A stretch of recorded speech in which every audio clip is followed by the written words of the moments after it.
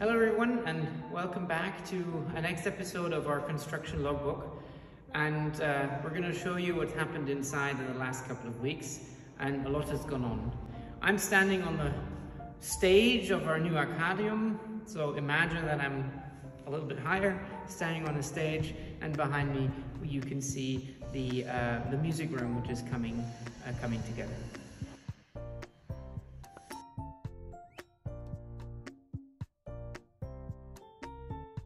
Vielleicht erinnern Sie sich, beim letzten Mal haben wir mit unserem Video an dieser Stelle aufgehört. Jetzt sind schon Wände da für den neuen Empfang unserer Arcadis-Studierenden in ihrer neuen Bibliothek. Kommen Sie also mit auf den nächsten Rundgang. The most important thing of a school is a classroom. So we've got loads of these coming in the new building, and I'm standing in one.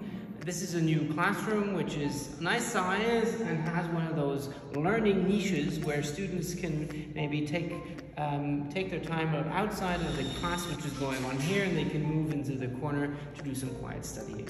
Really looking forward to that.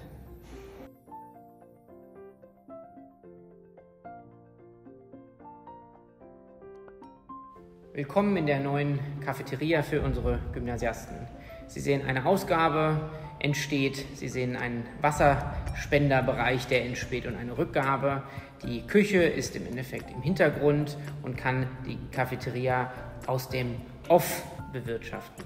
Und unsere Arcadis-Studierenden der Hochschule freuen sich auf ein abgetrenntes Bistro, das zum Verweilen, zum Essen, zu spannenden Gesprächen, zum gemeinsamen Arbeiten oder einfach auch nur zum Verweilen einlädt.